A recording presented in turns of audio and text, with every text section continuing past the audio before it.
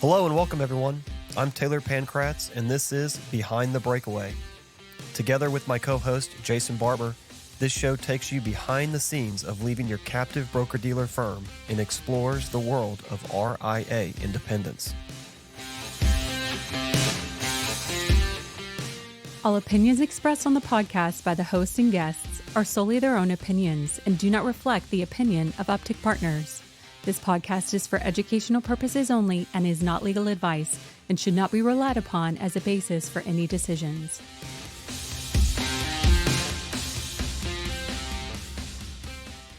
All right. Behind the Breakaway podcast, we are back home. We made it back to Nacogdoches from our latest breakaway. We had the first partner firm join us a few weeks ago. Jason and I were on location for 2 weeks, getting them a ton of business transitioned, and we're back to talk about it. I have a little bit of PTSD from when we transitioned our book, just being there for 2 weeks. It was a long 2 weeks. There's no way around it. It is always going to be a stressful time when you're transitioning your book. But let's just start off at a high level. What were some of the surprises that we saw that maybe we weren't expecting, or that the advisor wasn't expecting? Let's kind of start there. Yeah, so I think that there were really very little negative surprises. And I asked the advisor directly what he thought were negative surprises. Very little. Positive surprises were, in his words, surprised at how much business was coming, how quickly. Best we can gather, 2 weeks in, about 50% of the business, or 50% of the business that we expected to come, was already committed and paperwork signed and on its way, which is really amazing when you think about it. 50% in 2 weeks. I think there's a very high likelihood that, say, by the end of the year, which would be 5 months in or so, roughly 5 to 6 months in. I think I'd be surprised if he's not at 80 or 90% by 6 months in, which is pretty unbelievable. Yeah, exactly. When we're talking about this, he had a sizable book. Mm-hmm. It was every bit of $300 million or so? 280, yeah. Yeah, we're not talking about 50 accounts. This was a sizable business, but it's so critical to get as many people in the boat as you can, as fast as possible. Mm-hmm. You got to keep the momentum up, and it's so intuitive. Like, everybody knows that the faster the better. But the problem is you can make phone calls super fast, but because the clients or the former clients are having to do something, you can't make somebody do something, mm-hmm. right? So it's, how do you keep that momentum up from the phone call, the person says, hey, yeah, it sounds good, to when their money's ACATing over? Yeah, you just want to try to make it as easy as possible for the client when they say yes, to make it as easy as possible. And that includes everything up to and including the fact that I brought the iPad to probably a dozen clients' home and went into the home of people that I had never met before, while the advisor is still dialing and calling more people, and I'm there in their house with an iPad in my hand getting their signature. Yeah. So and cool. Because at the end of the day, that has to happen. It has to happen, and it needs to happen quickly and efficiently, and make it easy for the clients. Right. If enough time goes by, and we should talk a little bit about what the former firm, kind of what they did in response. But I would say that what we saw a little bit of is after the first week and a half, the people you would call might say something like, oh, I've already talked to the babysitting advisor and I've told them I would come and do a meeting with them. Mm-hmm. And they might eventually come and join you and move their accounts to you, but they've already been contacted. They've already feel like they're obligated to go listen to the babysitting advisor's pitch. Mm-hmm. And I think most people would be like, they're still going to come, but why would you want to have that friction and that resistance if you don't have to have it? Mm-hmm. And so it's critical to get the word out as soon as possible. It's like you've got 2 weeks probably to really try to get a bunch of the business moved. You know, 2 weeks. Yeah. And then you are starting to really compete at that point. The former firm has figured out what their plan is. Are they going to divvy up the book? Are they going to bring in new people? This particular one, they brought in some new people. And it's so funny because for ours, they divvied it up amongst a whole bunch of advisors in East Texas. And we knew them. And our clients knew them, potentially knew them from church or other things. So it made it a much more competitive, like a dogfight, because And more personal. Because these people are They were your friends. they were your friends. They're saying wild accusations to the clients to try to keep the business, and money changes people, as they say. And in this particular case, though, that was our case. In this particular case, the former firm brought in kind of brand new advisors, it seemed. Literally, I think in one of them had not even passed his exams yet, if I'm not mistaken. It was brand new. Brand new. And it's tough to say this with amount of certainty because we're hearing this from the clients that have talked to this person. We're hearing this secondhand or even thirdhand, but to be competing against someone that hasn't even passed their exams, you talk about very lucky. You talk about lucking. That's an unbelievable amount of luck because they weren't even from there either, if I'm not mistaken. But that notwithstanding, there was a lot of effort put into trying to get the word out that this has happened, that the advisor has left and started their own firm, and because it was a non-protocol. Right. And for those that aren't aware, in a non-protocol transition, you are legally bound, contractually bound to leave all information behind. And that's exactly what he did. He's over there scouring whitepages.com, and just like we did, and it's a painful thing. The one thing that he did, or that we helped him do, I should say, that was different than what we did, is we made a proactive approach to reach a lot of people in the county, and not really all of Alabama, to announce this on Facebook and LinkedIn, which is something that we didn't do. We didn't know anything about how to even do that.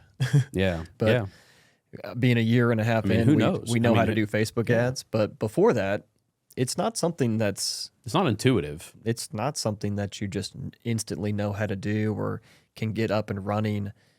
You definitely can't do it beforehand, right? It's literally like can't do a practice run on this. Right. It's probably not advisable to do a practice run on this before you leave.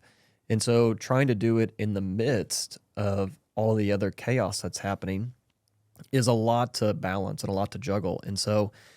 And when you don't know how to do it, it's a lot to try to learn while you're doing it. So anyways, we didn't really do it, but we were able to put that in place for this advisor. And so we basically blasted out on Facebook and created ads for him, created video content for him, announcing this to all of Alabama.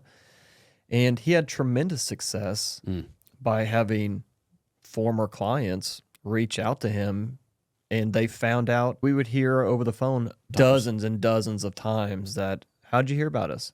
Facebook, LinkedIn. My sister saw it on Facebook. My son saw it on Facebook, right? It was crazy. Yeah.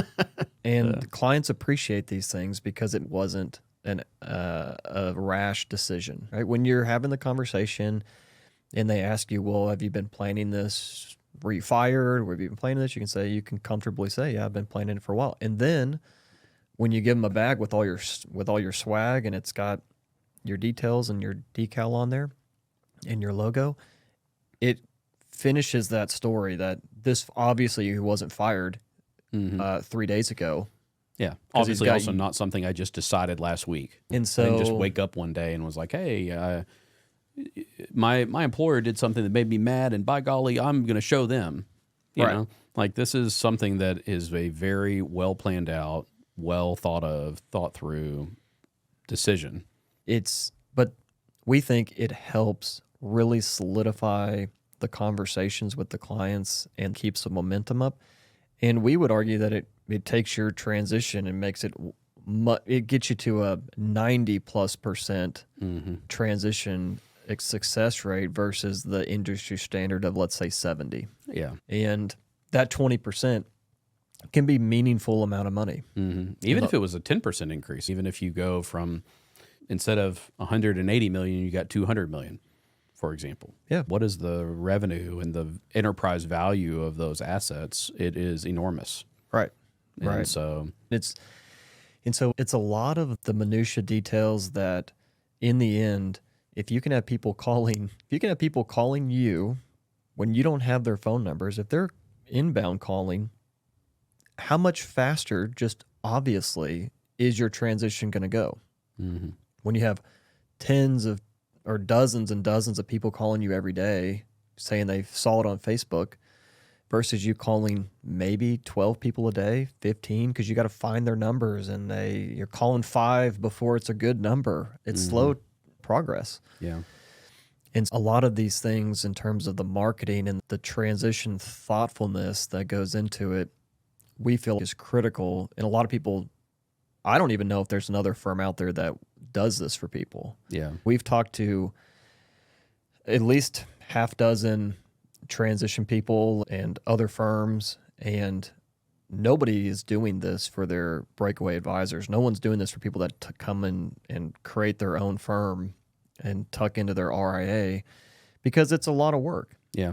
And we won't name names, but we know for sure that a firm out there that just hands you money and says, "Oh, this is money from the custodian, and go and figure it out." And you go and hire your own transition experts that don't know where you're coming from. They don't know anything about the firm. Odds are they've done maybe one transition from the firm that you're coming from. They probably don't know the firm that the custodian that you might be going to. They might not know that paperwork very well, because there's a lot of custodians out there, and the paperwork is very detailed. It's very detailed, and it's very easy, if you don't know what you're doing, to get NIGOs. NIGO stands for not in good order, for those that don't know. And if you get a NIGO, oftentimes you've got to go back to the client and get another signature, and it's just not something that It you want. kills the momentum. It kills the momentum. And so we think it's critically important that the people that you partner with, they need to understand where you're coming from and where you're going to, and how those two things communicate to each other, and what each individual institution is expecting and looking for, because it's the minutia details that matter in avoiding NIGOs. Yeah. And then there's the keeping track. We could do a whole podcast on this, but keeping the organization of the entire transition, right? These transition experts will come in, and a lot of them run their stuff out of Excel, right? And they'll keep it, and they do a great job of keeping it organized in Excel, except that they're there for basically a week, and then they leave, and then now it's your job or your staff's job to be able to keep track of where all these people are in the different steps of the workflow that somebody else has been doing this whole time, and you haven't been in the weeds of that.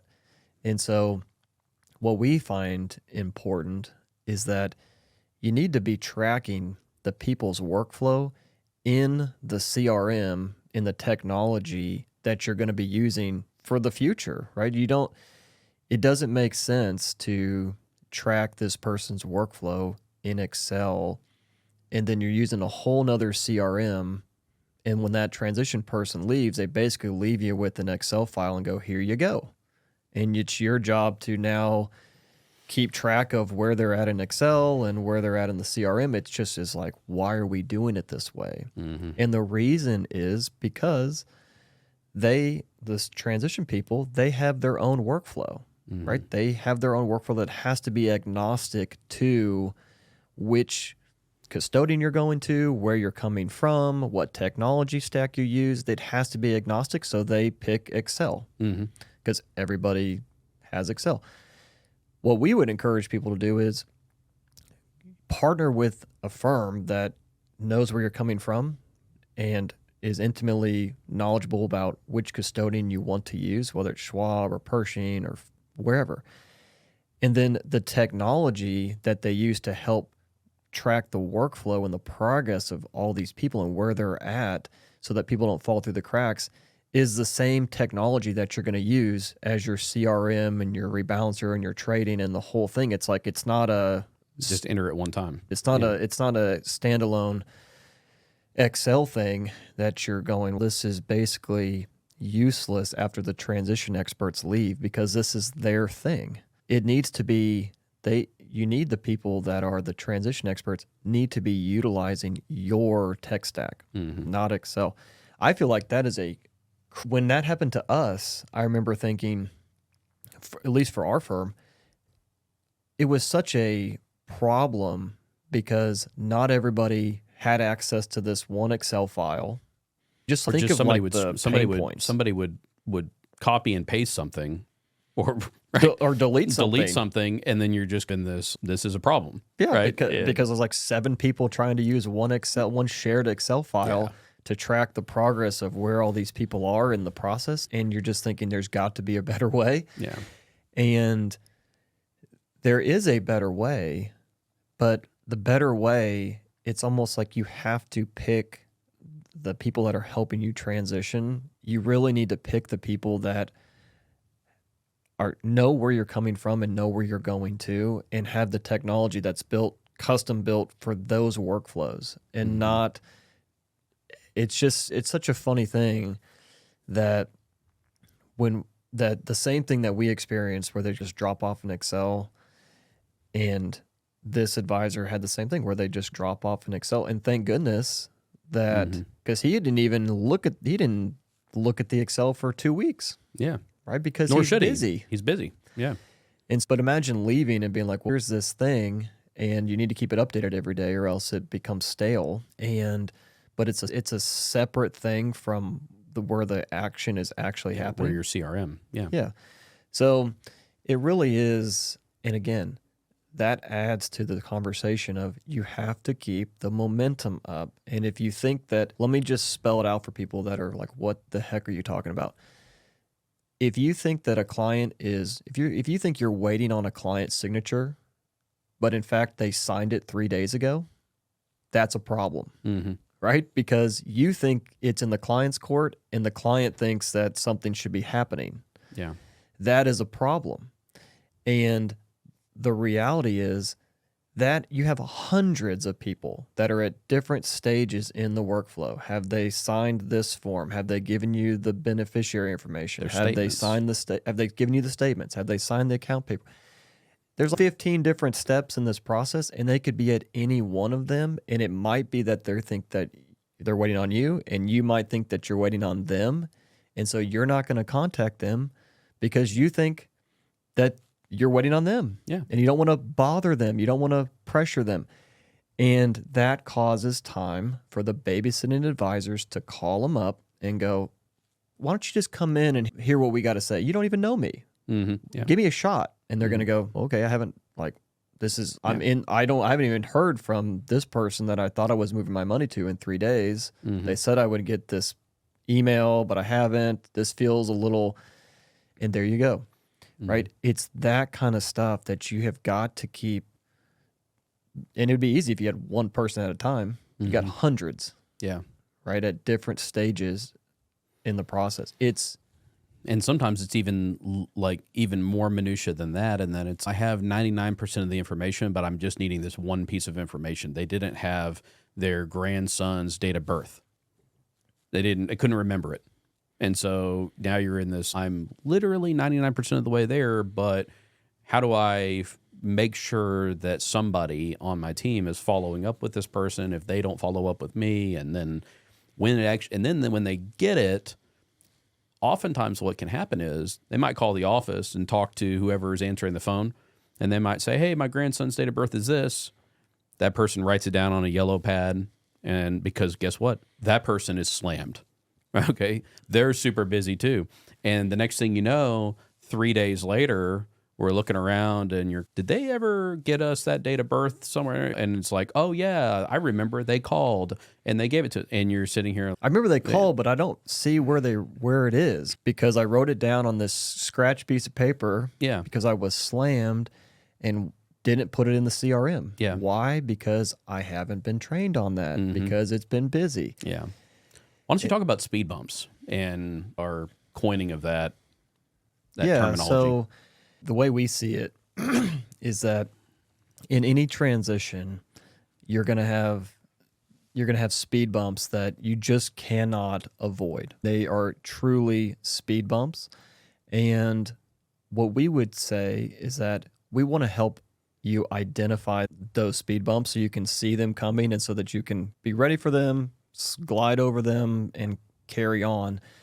What ends up happening, though, is that you have people that are helping you transition that have never transitioned from the firm you're coming from, or maybe they've done one or two, or they're not technically, I would say, experts in it, or they just tell you that they've done it because they want to close a deal. That candidly happens too. But the speed bumps, if you're not aware of them, will blow you up, right? If you aren't aware of the speed bumps that come with you want to ACAT an annuity, that doesn't even happen, right? Like, how do you even move an annuity? And is it the only thing in the account? If it's got other money in it, how do you do it? These are things that stop you in your tracks because you think you're progressing. Or the client calls in a panic because they get a letter from the prior firm that says that the transfer failed on the annuity. Transfer failed. You look like an idiot because the client's calling you acting like this was something that should have happened and you didn't know that was going to happen. And so you didn't tell them ahead of time, yeah, you're going to get this letter. It's no big deal. They still are probably going to call, but you're going to go, remember when I told you that you're going to get the letter? That's the letter. So there's a ton of speed bumps that we know are out there we know where they're at on this journey.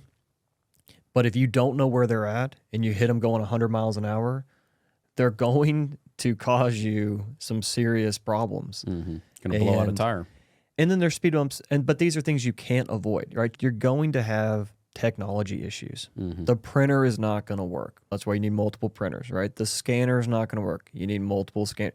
You have to have understanding that there's going to be speed bumps, but prepare for them because there's a lot of things you can't do ahead of time when you're working at a firm and you want to break away. There's a lot of things you can't do ahead of time. You can't train your staff on the new technology stack. It's impossible. Because they don't even know about it. They don't even know that you're doing this. So can't do that. Wouldn't it be nice if they decide to come with you that there's some sort of semblance of training them to get up to speed as quickly as they can on the new CRM because they're going to be the ones that are, to your point earlier, receiving the phone call for the person's great-grandson's date of birth that's a beneficiary. It would be nice that information doesn't get put on a yellow pad and then lost. And so the way we see it is that there's speed bumps that are intrinsically going to be there, but the more that you can know that they're coming and be prepared for them and prepare your clients for them, the better off the outcome is going to be. And there's a ton of these things. They make it that way. The firm you're leaving, any firm you're leaving, makes it that way, especially if it's a non-protocol transition. That's the entire point, right? Isn't that the whole point? Is they want to make it tedious and slow and painful to leave? And there's going to be speed bumps, but wouldn't it be nice if you knew what they were and when they were going to hit? And so that's the value prop. That's the value prop. And again, back to the momentum thing. You're going to hit these speed bumps. How do you keep them? How do you prevent this thing from totally derailing that client's transition to you? Or how do you prevent it from stopping it altogether, right? You have to know that these things are happening. You got to know where to send the $95 check or $125 check or $200 check, whichever firm you're leaving, there could be a need to send money to them to unfreeze the account. It'd be nice to know where to send that check and not be scrambling to just go, I don't know why it's not ACATing. These are things that you need someone that's done it before. Because when we did it the first time, these are speed bumps that we hit going 1,000 miles an hour. And it was chaos. Yeah. I'm thinking about a scenario where that happened again this time that I think the first go around we didn't know, where we did a ACAT and it got rejected. And it got rejected because there was a negative balance in the account. And I remember what we didn't know at the first go around is that sometimes you may do an ACAT at the exact same time as the former firm is billing that client's account. And there's a negative balance because this fee just came out, let's say, and maybe there's a money market mutual fund that needs to be sold to cover that fee, for example. If there's a negative balance, that ACAT can get rejected. And then if you don't know what you're doing, you can be, well, candidly, you could just find yourself 2 weeks later being like, where's the client's money? Why didn't it show up? And the client's, again, in this same position of, why is my money not moving? I thought that it would be there by now. Or maybe they're even expecting to get money sent to them every month, and now it doesn't happen because something got screwed up. Whereas in our situation with this transition, we're paying attention to these things literally multiple times a day and looking at it, making sure, hey, when something like that happens, which it did happen at least one time in this transition so far, where the timing just worked out such that you have to reinitiate the ACAT again. And if you don't reinitiate it, it's not going to happen. And so thankfully it doesn't require another client signature or anything like that, but it's just a thing that has to be done. And at the end of the day, it's all about setting client expectations, because you're going to have a conversation with them. They're going to say they want to come. You're going to want to set the expectation.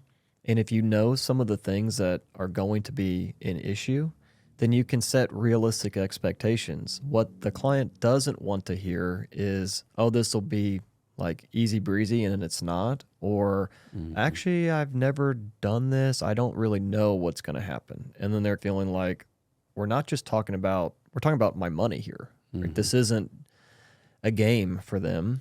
And when you're telling them with not so much confidence, they're like, I don't know, like how long it's going to take or when it's going to do this, or if you're going to get your $5,000 this month that you need to buy groceries, like this is a problem. And the client might just go, let me wait until the 5,000 comes out and then let's have this conversation, because it's the 20th and the money comes out on the 1st. I'll just wait 10 days. No big deal. Yeah. And you're hoping that actually they come back around and don't get sweet somethings whispered in their ear and decide not to do it. And so if you can tell them, yeah, we've already got that set up. The 5,000 is going to come out. We've got that set up. We know what we're doing, because you definitely don't want to just say it's going to happen and then you have the people doing the transition or helping you that don't know how to do that at the custodian that you've picked. Which again, this paperwork isn't, you don't have anybody from the custodian helping you do this paperwork, just so we're all clear. There is no custodial person that knows this paperwork like the back of their hand that's sitting there typing in this information. You have either third-party contracted transition people that may have done your custodial transition before or done a transition from your custodian before, or maybe not, but they are the ones that are actually doing this. And it's maybe been 8 months since they've done it. And maybe there's a new form. Maybe there's not a new form. Maybe they do it a different way. These are things that it's like this stuff happens. And it's critical that you're using a firm, or at least for us, we feel very confident in helping people leave their current firm and go to Pershing or Schwab. We would feel very confident. we would love, if you want the Chick-fil-A drive-thru experience, the only one that can do that right now is Pershing. And because they are the only ones that allow in-person DocuSign. Yeah. Which is wild because that's like a feature that DocuSign allows, but the custodians don't enable it except for Pershing. But that's how Jason can go into a client's house and they can sign on an iPad, which is critical when you've got, instead of the client having to sign 25 times, we have people that they want to like, oh, we want to be able to send money from here to there to there. And you're over here going, you're going to have to tap the screen of this iPad 20 times. Yeah. Or you could have to sign and date this thing 20 times. The client's going to be like, oh, geez. So we like Pershing, but we are agnostic again. But we think that they do a good job of enabling us to have that user-friendly, client-friendly signing experience. Yeah, there's absolutely no doubt. They are the best when it comes to that. Maybe we finish off by just talking about if somebody's listening to this and they're thinking, hey, I like that. I want you to help me. I want you to help me do the same thing. I think we should just lay the foundation of that this is something that happens for us probably 3 times a year, 4 times a year, right? Like this is a white glove transition experience. Absolutely. I mean, it takes a ton of time and energy on the front end to get you ready to launch, especially if you're launching your own brand. If you're a smaller advisor and want to tuck up underneath our holistic planning, our DBA, then that's a totally different process. But for the advisor out there that's got 150, 200, 300 million, $500 million that wants to DBA themselves and be their own firm with their own logo and their own branding and all, that takes... It's probably 3 months before D-Day and 3 months after D-Day that we are going to be heavily involved in that day in and day out. Yeah, there's just a lot of prep work to make sure that it goes because we don't do anything that's not excellent when it comes to this. You got to have a great looking website. There's kind of a lot of more marketing speak that goes around that it's not really my forte, but it takes a couple of months to get you ready to launch, no doubt, and to get the collateral printed and the Yeti cups printed and all these things. It takes a ton of time on the front end. And then we don't see a different way to do it than boots on the ground in your office, helping train your staff, train you, help you transition these clients. And because there's things that you got to get the technology installed, right? And there's a lot of things that happen on the front end and then the first week or two after you transition that when those things are, when speed bumps are coming up and hitting you, you want boots on the ground that have been there and done that and helping you navigate those things. And that's definitely not something that we want to do week in and week out.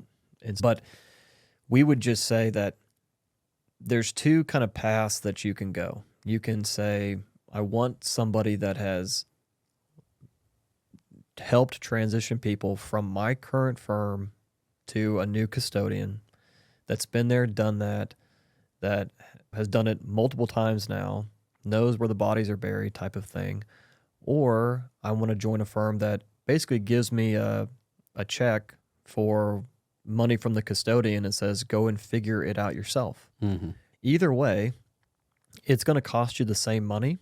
It's just, do you want the white glove experience of people that have figured it out and helping you launch this thing? Or do you want to go and find people to build your own website, do your own brand, do your own transition, hopefully that they're good at what they do? It just seems like a no-brainer for the person that is entrepreneurial but knows that they don't want to be sitting there in the weeds of every single thing that's got to be done to launch a firm while you're currently employed by your captive broker-dealer. Mm-hmm. So that's where we come in. That's our value proposition, is that Uptick will help you transition, will be boots on the ground, the white glove boutique handhold transition, and then after the transition's over, do the things that you don't want to do. And compliance and billing and all these things that you don't want to do, you want to go and grow your firm. And so that's what we enable you to do. But first, you got to transition it, right? It's the hardest part. And we want to aim for transitioning 90% of your book and not 70% of your book, because we think that 20% difference can be a meaningful amount of revenue, reoccurring revenue, and net worth value, and just intrinsic value in the business, because now your business has that much more reoccurring revenue. And so that's the value prop for why Uptick exists. And we just launched our first partner firm, and it was, I would say it was a wild success. Thank you for listening. We hope you enjoyed the podcast. Please subscribe to our channel. You can find more of our episodes on YouTube, Spotify, and Apple Podcasts. And check us out at uptickpartners.com, where you can learn more about how we help breakaway advisors just like yourself find independence.